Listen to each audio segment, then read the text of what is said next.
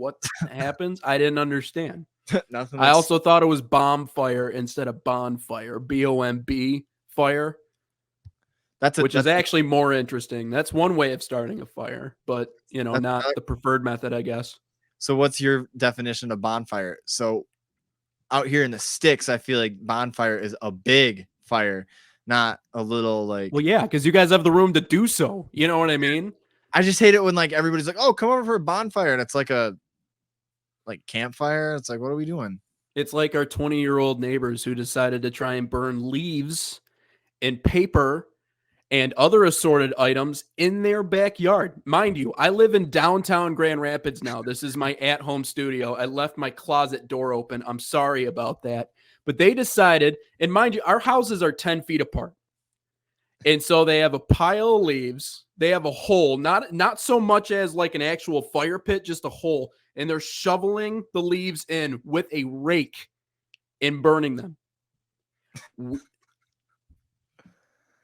Yeah, that makes I'm sense. ready for one gust of wind, Jackson, to come through, and it's like the Oprah Winfrey show. Like, you have embers. You have embers. Here's a few in your bathroom that'll burn your curtain, and, why? Just can we think a little bit? I don't know. Before we get too off track, let's let's get rolling here. Well, you have podcasts. They have podcasts. We all have podcasts. Welcome to the Just Another podcast with Nate Wangler as the co-host, Jackson Heiden with you. We're the other guy, if you will. we're two broadcasters in the Grand Rapids area decided just to, hey, we call so many games together. Let's start a podcast. Let's just talk about sports and put it into the abyss. People want to listen, they'll listen. And I think we got a pretty good thing coming up. I mean, we're just going to talk about a bunch of issues. I think topic of the week is something that will usually lead a lot of broadcasts, or not broad. I'm going to get that mixed up too. We're going to lead a lot of podcasts off with is like a topic of the week. We both have a thing that we brought to the table. We're going to talk about it. And then I think we've got some, issues, headlines. We're not necessarily going to like, hey, here's why the Tigers won the other night. Here's why, this, that, or the other thing, let's talk Shout about out Chris Castellani. I don't know how he does it, to be honest with you. Yeah. He was a fiend. I mean, let's, we talk about issues and let's give our opinions. And like you said, when we, we're trying to get this to going, it's been a couple months in the making, but yeah, I mean, Nate, you want to lead, like, give a little bio on yourself and lead things off here. Yeah. Well, to the people that are listening right now, I mean, I feel like a lot of the audience that's actually with us in the moment, a lot of them listened actually to my last podcast. So I'm using the same, posting platform to try and get this one out. And, in my mind, it's a little bit of a rebranding, I guess, in my podcasting journey. But to a lot of those people, they already know who I am. I guess I don't need an introduction for them. But for everybody else, yeah, I'm a sports broadcaster here in the Grand Rapids area. I do TV for the West Michigan Whitecaps and radio when they're on the road. But, there's a lot of interesting storylines in sports. And I like to consider myself a wet towel sometimes, Jackson, as opposed to a hot take person. Everybody has a podcast. Anybody who has a laptop, a microphone, and $25 to put some foam paneling up in their room has a podcast. And maybe like a, whatever it is to get the mixer and you get my point. But everybody has a podcast. Everybody wants to start a podcast. Everybody wants to give hot takes because they just want to be different and sound different than everybody else. And that extends up to the pros too. That doesn't stop at just the people who are doing podcasts in their rooms or a makeshift studio. That extends all the way up to the top. So I like to be a little bit of a wet towel and see if I can bring people back down to earth with my honest takes on what's going on in sports. And there's a lot of weird stuff that happens behind the scenes. And it's not just about the wacky stuff either. I'm hoping that we get some more one-on-one interviews and actually get people on the show, because that was one of the aspects, I feel like, of the past podcast that people really appreciated. There's a lot of good stories in what we do. And honestly, a life in sports is tough. It is tough. It is not easy. So you meet a lot of interesting characters throughout your time doing this. So There's a lot to cover, but here on episode 1, I just hope we can, get through unscathed, if you will. Yeah, and as you said, we go through the summer and we'll find some new things and interview some pretty cool people, I feel like, along the way. And I'm also nervous on camera, by the way. I don't know what hands. You what? I don't. I've never been live on a camera for a podcast. I produced the Road to Detroit. We did the Hanging with Wang podcast. That any video in that one was always coordinated, but right now I am live on camera. I don't know what to do with my hands, and more importantly, I don't know where to look because I don't want to look right at the camera because then people are like, "What the hell's wrong with him?" See, I feel like with my hands, like I feel like if I go on like a rant, then I'll start. I don't know. I feel like I talk with my hands a lot. Maybe it's because I like teach on the side, but like also at the same time, it's like I don't know. But no, I guess for myself,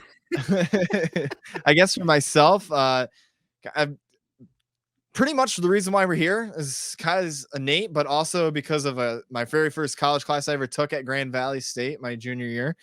We had to write a whole paper about something you wanted to do for your career post college. And after I transferred from CC, went to Grand Valley, did that whole thing.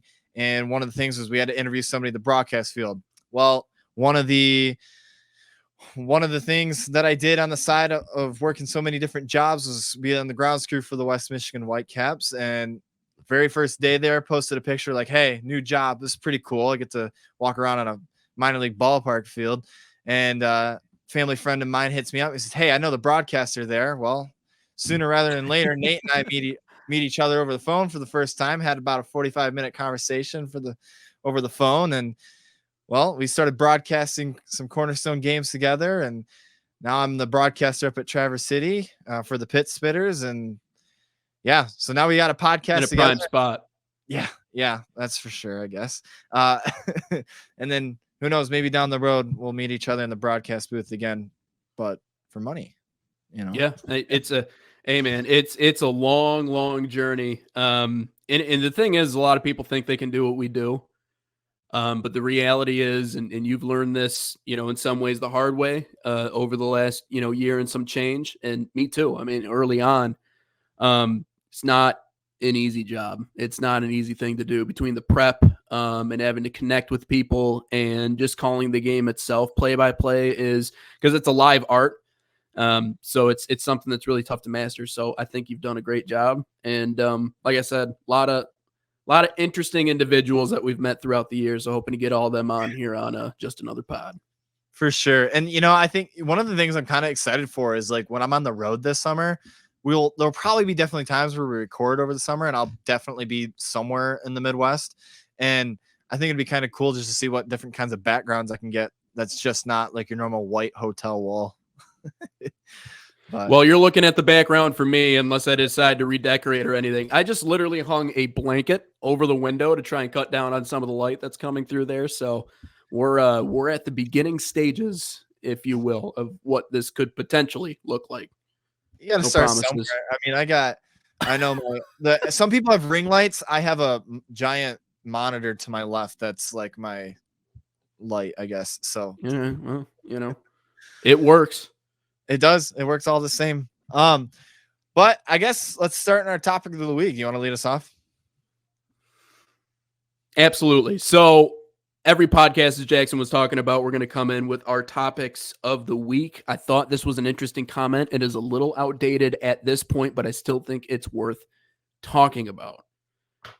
Did you see Austin Rivers' comment? Yeah, I've been hearing a lot about it. I mean, big podcast listener, so all the sports podcasts have been talking about it.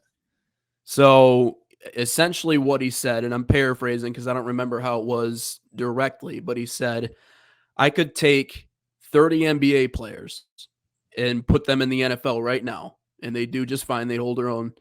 But I couldn't take 30 NFL players and put them into the NBA. And so what's interesting about that, and you saw the backlash that he got, I mean, between podcasts and other shows, I mean, it was pretty swift. My girlfriend likes to say that sometimes I like to play devil's advocate a little bit too much. I like to find other angles to things. emotionally support wise, like I'm good sometimes, but like I need to learn how to not look at other angles of things because I'm a color analyst, Jackson, and this is what I do every night. I look at plays over and over and over again. Well, how could it have gone differently? What's a different perspective? I'm messed up in the head. Anyways, I will agree with the sentiment that you can't just take 30 NFL players and put them in the NBA and expect them to succeed. I think basketball players, and specifically in the NBA, and if you've ever been to a game before, even a G League game, you start to understand these guys they're aliens with how big they are, with how fast they move, with how agile they are, with how far out they can shoot. I think basketball players, when you talk about some of the most athletic, athletes in the world, basketball is never one of the ones that comes to mind. You always think MMA, boxers, this, that, the other thing. In terms of just how complicated and how much there is to basketball as well as their athletic ability, no, you can't just plop an NFL guy in the NBA because this isn't YMCA ball, right? We're not playing ones. It's not just five guys on a basketball court somewhere just trying to make shots. I mean, there's a lot more to the NBA than I think people realize. But the other side of that, not playing devil's advocate and being like, well, you're absolutely correct about the first half of that. There's one player in mind when I think about how exactly would this example play out on the other side. You want to know who would retire about a max 2 seconds into their NFL career? Who's that? From the NBA? Just give me a guess. LeBron James. He's okay. I think LeBron in his prime would be a good tight end. I think he would be a really, really solid NFL player. Anthony Davis. Okay.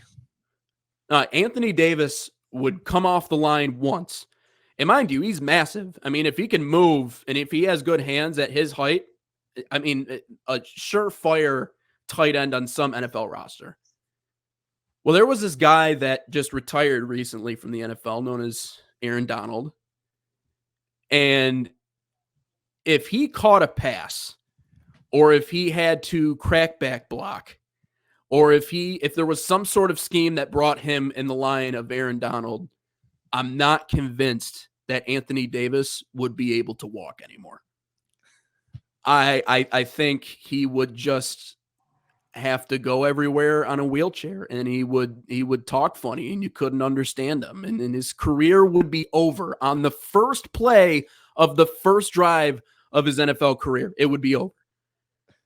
And it's not about toughness. That's the thing. Everyone's like, well, everyone keeps bringing up different examples of, well, the NBA is tough. Basketball is tough. Don't get me wrong, but not football tough.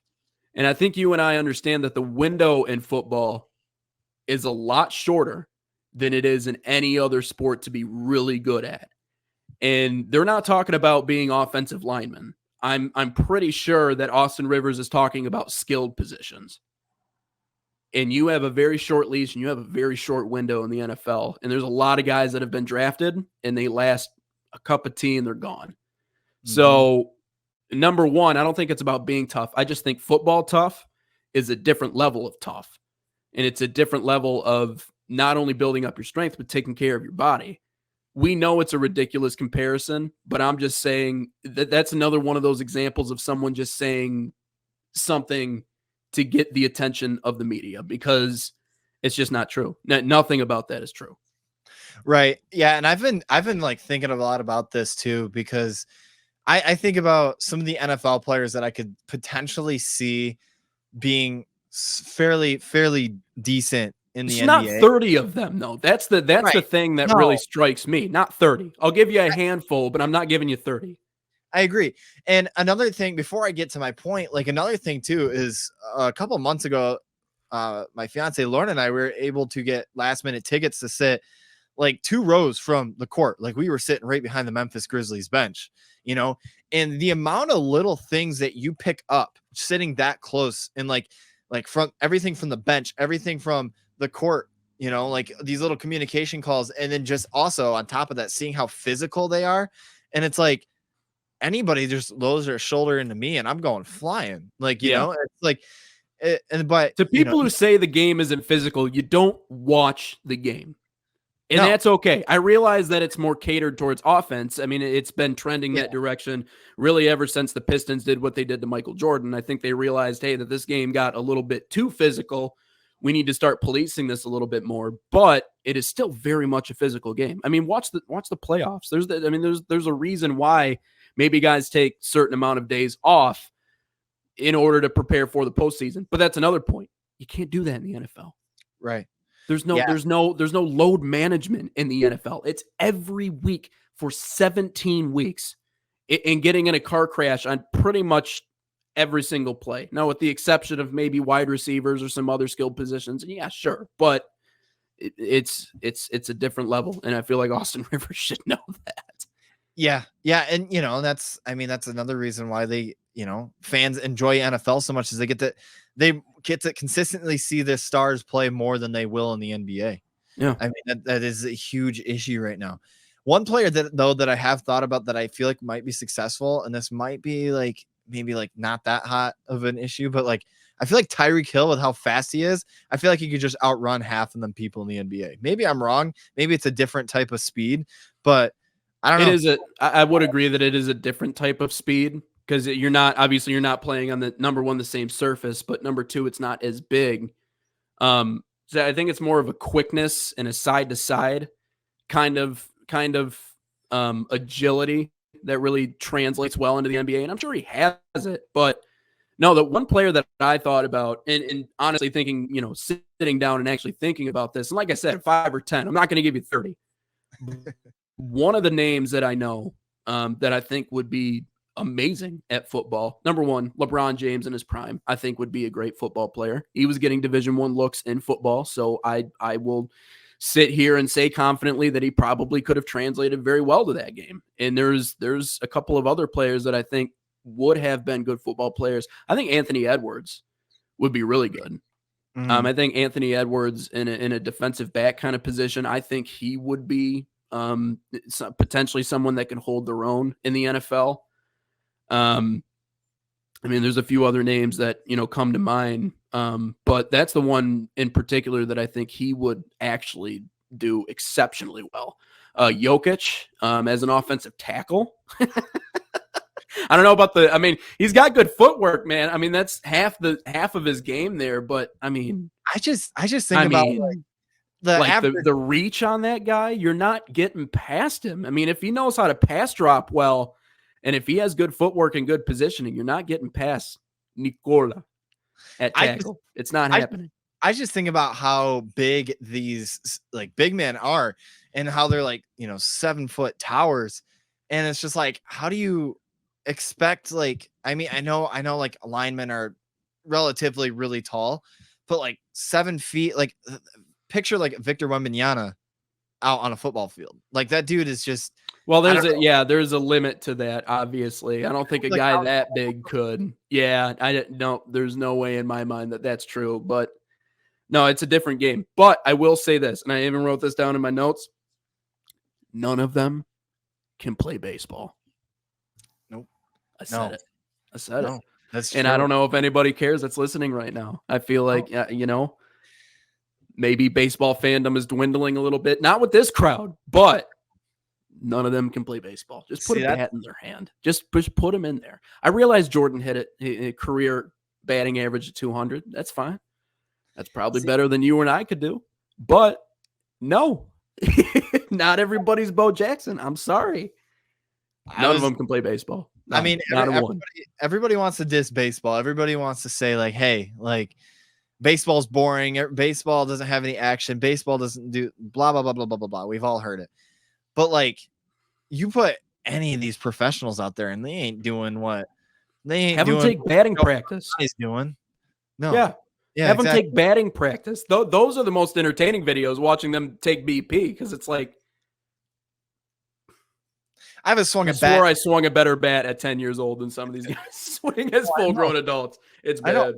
I know. Well, I played baseball since I was 3, and then I up until my senior year, and I pick up a bat now, and my swing's gonna be terrible. You Yeah, know, I mean, when Deion Sanders is saying things like the hardest thing to do in sports is I think he said word for word to hit that curveball does things to you. Well, yeah, I mean, the hardest thing to do in my mind in sports is to hit a baseball. The other, I guess, topic I had in mind tonight, and it's out there. It's been shown, the previews, the cover pictures. It looks like they're bringing all the pageantry back. A piece of my childhood, a very solid piece, a piece that I actually hold on to this day, is finally coming back. And in my mind, it is going to be the biggest thing to hit this particular market in the history of gaming. Yeah. College football 25 is coming this July. And I'm telling you, I don't believe it until it is in my hands, because we've had this conversation last year, 2 years ago, 3 years ago, 4 years ago. We're going to have a game. It's coming. Okay, NIL's here. All right, it's coming. I don't believe it until it is in my hands. I do not believe it's coming. But man, I'm going to be out of commission for at least a week. At least a week. And if the Caps are at home, I'll do my game notes and I'll go and I'll do all my stuff. I'll do everything I need to do. But outside of that, if there's any free time, Central Michigan has a big game against Alabama tonight, and we need to get ready. We need to get ready. We need to lock in. I've been reading all the articles about it. About the stuff that came out today. I've been looking at I've already looked at like because the pre-orders I believe are live already. And I believe if you pre-order the deluxe edition, you can get it 3 days before like the standard copy drops or something. My schedule, right? It lines up perfectly. If I think I might have to do the deluxe edition because it drops on July 19th. I will be off. I will be out of commission from like that day until it's like July 18th or 19th through the 25th or something, because that's when I'm getting married, right? So I'm not going to be anywhere near my PlayStation, right? So there is a homestand right before I take that week off for my wedding thing. I might pre-order that game to get the 3 days ahead in advance so I can play it before I leave. Well, probably get some eye rolls and be like, are you serious, dude? Most likely, but hey, I haven't played this game since I was 6th grade. 2014, man. Oh my God. 2014. Wisconsin will never lose a game again. I don't know. I don't know about that, in reality, I know people are like, hey, you got to rebuild like Northern Illinois. You got to, all this. Well, that's where you start. I know. That's where you start. And then you move your way up to Wisconsin. You don't hop in the game as the head coach of Wisconsin. That's, I do it backwards. Coach Wyoming, dude, or Boise State or Idaho or something. I keep thinking, who's going to be the team that I'm going to take? Go coach at Army. Run that like triple option and thing that they got going on. It's not the flex bone anymore. It used to be the flex bone. I miss that. Talk about pieces of my childhood. I feel like the game that I love is just fading away because there's no more flex bone tees anymore in college football, and I'm very sad about that. Navy does it sometimes, but no. This and you know what sucks the most? What's that? I don't know what generation console you have. Yeah. I'm still rocking my PS4, man. And I hear that it's not going to be available on it. That it's only going to be available on PS5 and the newest consoles out there. Buddy, I've been I'm going to have to go donate plasma or something. I don't know. I got to come up with a plan. Dude, as soon as I got access to like adult money after I graduated high school, as soon as I like could get my hands on a PS5, I bought one. That's fair. That's fair. Hey, I mean, I just got a second nail in my tire in a month and a half today. So, that's looking at getting my tires replaced. So that's a potential PS5 bill right there. So I don't know. We'll figure it out. But there's a lot of controversy surrounding the cover, though. Do you see that? Donovan Edwards ended up landing on the cover. Yeah, I don't know. I think what they should have done for the cover is maybe do like a kind of similar to what they already have, but do it of what the past 10 years should have been. take the star players from the last 10 years, and maybe make that like a special edition, like the deluxe edition. But then like for the standard edition, do what the Donovan Edwards, Quinn Ewers one was, and Yeah. Travis Hunter. I don't hate it. I do like a lot. There's a lot of Big Ten representation on that cover. I will say that if you look at it. And it's interesting because you see what's going on Twitter, and I follow a lot of I don't follow a lot of them, but the For You page is what it is. So I get fed a lot of content from a lot of Michigan State pages, Ohio State pages, and obviously with him being on the cover, you're now talking about a Michigan player that was on the cover 2014, Denard Robinson, and now I didn't think about that. And now a Michigan player in the first game in a decade that we have another Michigan player on the cover, and it just so happens to be a guy who really did not break out until the national championship game. Like Donovan Edwards, and even coming from a guy who has a Michigan blanket hanging to cover his window right now, I can even admit that Donovan Edwards did not have the season that we thought he was going to have this year, even given what he did against Ohio State the year previous. He was the number 2 running back on the depth chart. Blake Corum was the guy from the beginning. He didn't break out, like I said, until the national championship game. But I think there's an important distinction to make here. And I think a lot of those posts might be just trolling. You can never tell on X anymore. I call it Twitter sometimes, but you can never tell on freaking X, whether it's trolling, whether they're serious. This is a game that is based college football 2025. This is not college football 2023. If that was the case, they would have invited JJ McCarthy to go take the picture. It's not even 2024. It's not even covering the upcoming college football season. But you need someone to represent a team that went 15-0 and won a national championship. At least one person deserves a spot on the cover. And I understand that there are probably more deserving players, but how many times do you see a defensive lineman land on the cover of a video game? Right. Like, Mason Graham is probably the best returning starter on that team. He's not going to get a spot on the cover because he's a big defensive lineman. He's a nose guard, sometimes he's a, whatever. So I think to that degree, the most talked about player returning to this team has to be Donovan Edwards and whoever the mystery person who's going to play quarterback, whoever they decide to slot in there. So here's my thing with that. Back in 2014, the cover was Denard Robinson. He was probably one of the more electric players at that time, right? Makes sense. That's usually who you put on the cover. Yeah. But, you look at this new cover and you have at least, you have probably the most electric quarterback that's going to be in Division I this year in Quinn Ewers. And then you have to have a team on the cover that just won the I don't know if you necessarily have to, but a team that hasn't won a national championship in 20, 25 years, 30 years, whatever it's been, a true national championship game, right? Yeah. It's so and there's only a handful of schools that have ever truly won a national championship, by the way. I just wanted to throw that out there. Everybody else was elected national champions. So we don't have to go down that rabbit hole, but anyways, continue. Right. But you have to have something on that. And yes, maybe he didn't play the entire season, but Donovan Edwards was a huge part into that victory. So why wouldn't, that's not a bad choice. No. Who else are you going to put on there? Everybody else left for the draft because I guarantee Caleb Williams stays another year. He's on that cover. Yeah. I guarantee you could put Kenneth Grant. You could put Kenneth Grant on there, but he's going to look really weird standing next to all these skill position guys. Yeah.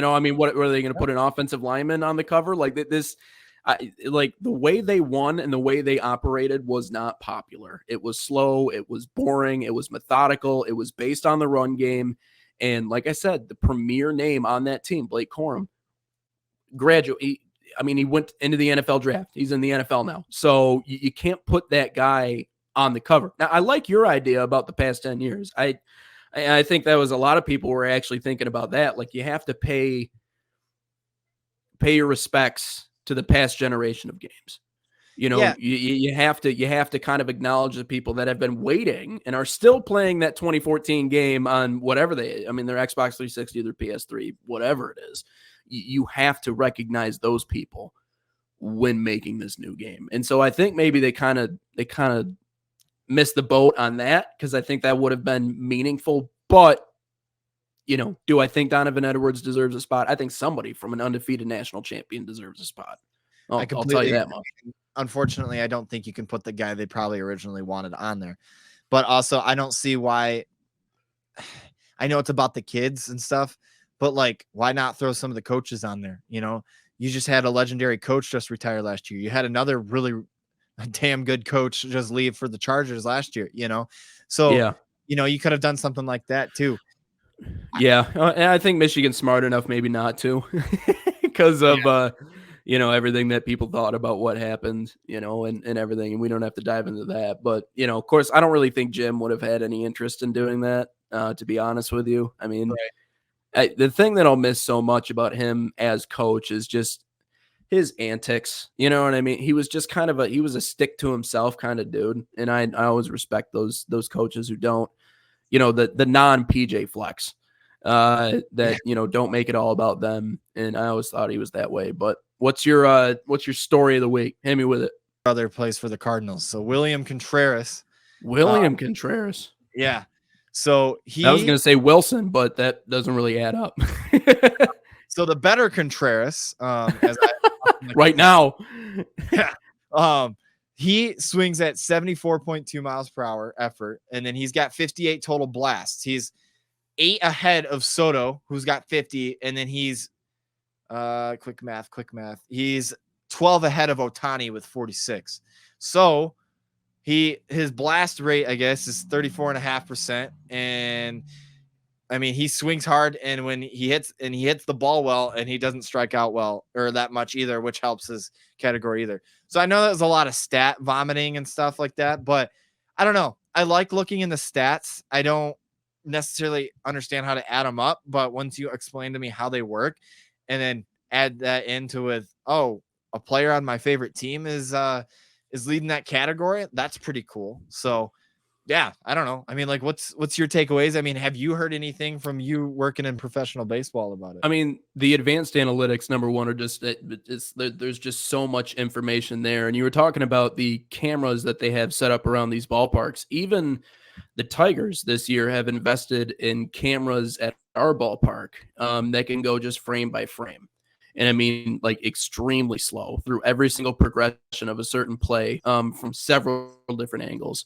So, number one, and the amount of equipment that they're using in order to track this stuff is mind-boggling. I don't dive too far into that information, but what I will tell you is I think where a lot of these numbers are coming from are those extensions on the bat itself. What they actually have on the edge of the bat that actually tracks all of that information.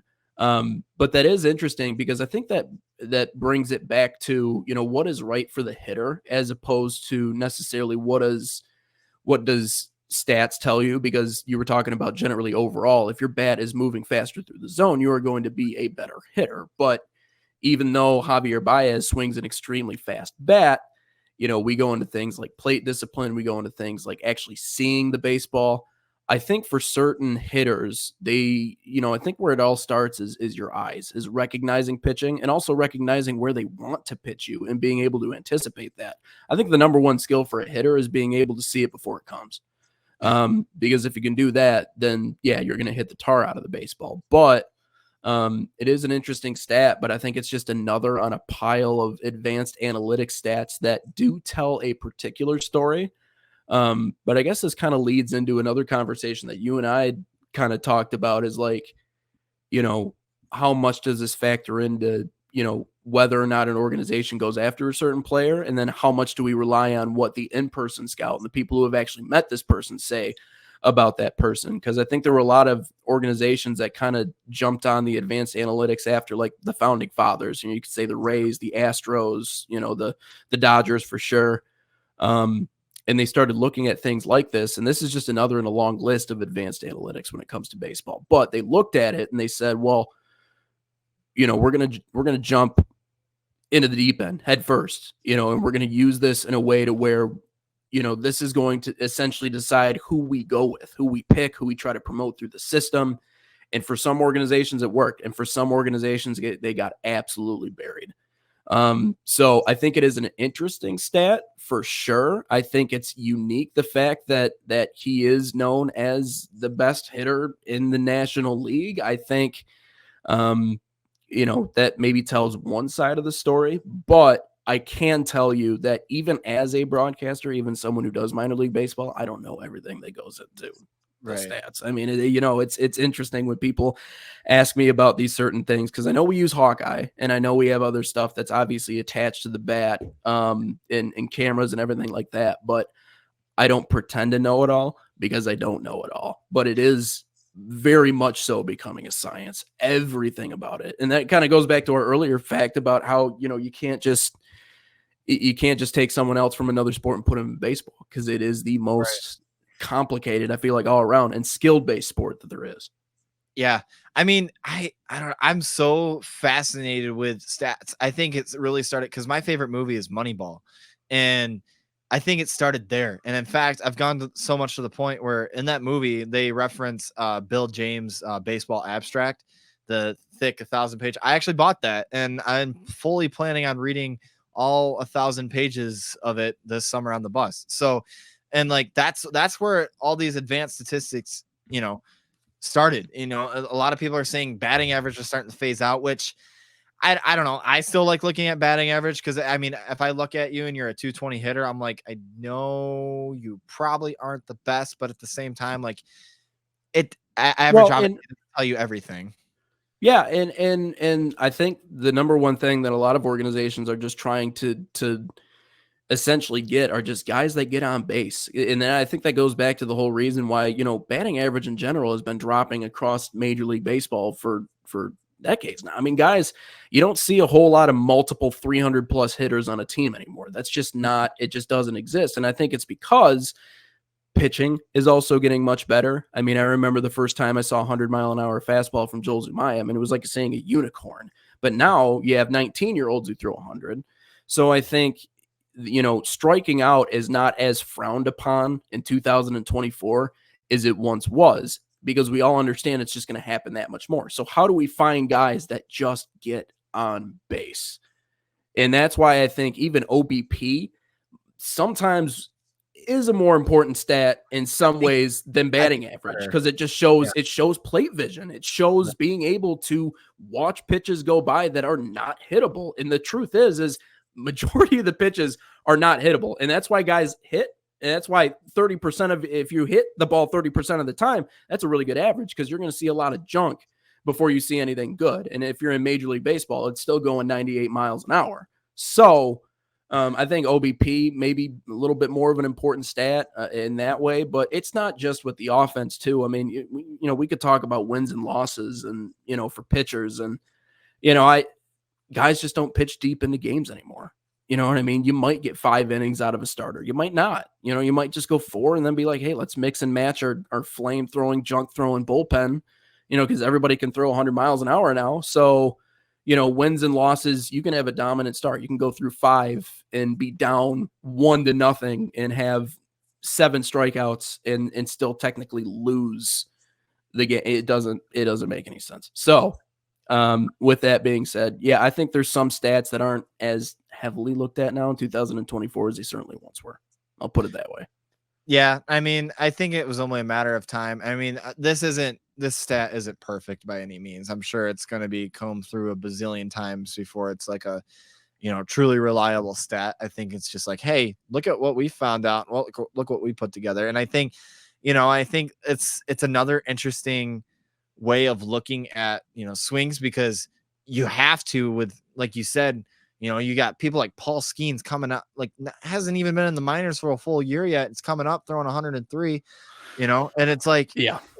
And he's a starting pitcher, which is like, yeah, crazy. And he doesn't consistently. So it's, you have to figure out ways. And, all these pitchers have, their weird stuff that they are able to figure out in terms of spin rate and all that other stuff. So yeah, it's crazy. It's interesting. And I'm curious to see how it looks going forward.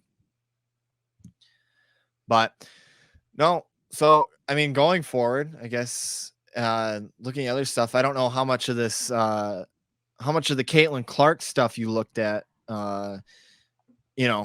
like with her, she made her debut the other night. I think she led the team. She led the team in her first game. I think it was 20 points. I know the downside of it all was she had 10 turnovers at the end of it all, which not the best, but I mean, you still led your team in a professional basketball game. And I mean, they did get blown out, but I don't know. I mean, Diana Taurasi's comments on the Scott Van Pelt show about how she would get her welcome to the league moment. There were a few things about that. First, I think it shows the maturation of the WNBA, because we have these conversations in the NBA all the time. The old crop talks about the new crop like they don't even play the right way. Guys who were stars in the 90s, early 2000s, they look at today's NBA and they're like, these guys can't dribble, they can't shoot. They think they're hot stuff. So I think the fact that we're having those conversations and the fact that there's a little bit of hate circulating creates publicity. I think that's a good thing. But what I will say is that to a certain extent, she was right, because she did have 10 turnovers. She struggled shooting a few nights ago. She hasn't looked like the dominant force that she was at Iowa. And there have been a lot of defenders that have been able to kind of get up into her in these first couple of games. And she's not a world breaker right now in the WNBA. So I think to that degree, it kind of shows that there has been that level of talent for a long time. And so if the OGs are having a problem, it's not because they don't think that she deserves any level of praise. It's because they're looking at it like, hey, we've been good for a long time. We've had, not someone necessarily a superstar of that level. And I think a lot of that goes back to the whole familiarity with female college athletes, because you have to play, 3 years in order to be eligible for the WNBA? There's no one and dones in the WNBA. So, but she's definitely got her welcome to the league moment, but she'll never stop being a big story. And I think it's because of what she did at Iowa, but it's going to be a tough road because there are layers to everything you do. You and I know this. And I remember seeing, not to make a basketball comparison here, but I remember seeing Jacob deGrom pitch to a low A team down in Palm Beach, Florida once, and he struck out 8 of the 9 he faced. And then he put his jacket on, threw a few warm-up or rather cool down pitches, and he left. There are layers to every single sport. So I think she's learning that right now, but I still think she'll be a dynamite player, but it's that much quicker, man. It's also game one, and people, that's what the media is. They overreact to everything. I mean, I do it, you do it, I'm sure, like we all do it, but game one, she dropped 20. I still think that's really impressive, and she's going to figure it out, and she's going to be the best thing that she's what the WNBA needs for it to get to the level where everybody else is at, and that's another thing too, is I read it was a New York Times article on The Athletic about like the whole pay thing and about how, people like how it's unfortunate how much she's getting paid for what she has done, which it's true. But if you break it down, there's the WNBA does not make nearly as much as what the NBA, NHL, even some of the, like women's soccer. I know they just got a huge bump in pay a couple of years ago. She's, they're one comparison that I really like is the whole when Magic Johnson and Larry Bird came into the league back when the NBA was first starting and they were almost about to go to bankrupt, or they were about to go. They saved the NBA. They saved the NBA. This is Caitlin Clark 40 years later. Like she's about to do the same thing. It's going to take her entire career to get up to that point. And yes, even back then, back in the 70s, they were still making more than what Caitlin Clark is now. But you have to start somewhere, and it's got to take these people. Like Clark is taking these college rivalries. It takes a cultural shift. Is what it takes. And you're already starting to see it, because what is it? I don't know the name of the team, but the Washington WNBA team, they had to move arenas for when the Fever come into town because they don't have enough seating, because they were going to sell out that it was like a 10,000 seat arena. And I think they had to move to where the Wizards play, and not that the Wizards sell that out, but they're going to pack that place. And that's really cool. That's what you're going to see. And then, another thing is too, is you're bringing in these college rivalries. Women's college basketball has been on the up and up, for the last 10 years, I feel like. And, like the Angel Reese, Caitlin Clark, I don't know if you want to call that a rivalry, but that's what they stated it in this article, that, you bring these rivalries together, you're bringing more fan bases together. They want to see that on a professional level. You're going to get that for the next 20 years. So, you're going to have a continuous influx of this type of stuff as we go on. And it's not going to be just the top 15 picks that you're excited to see. It's going to be 1 through 30. So, yeah.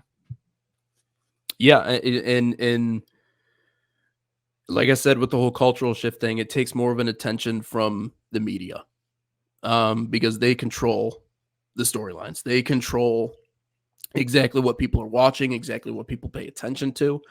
And I think to that degree, they've began to recognize the elite level of play that there is in women's college basketball.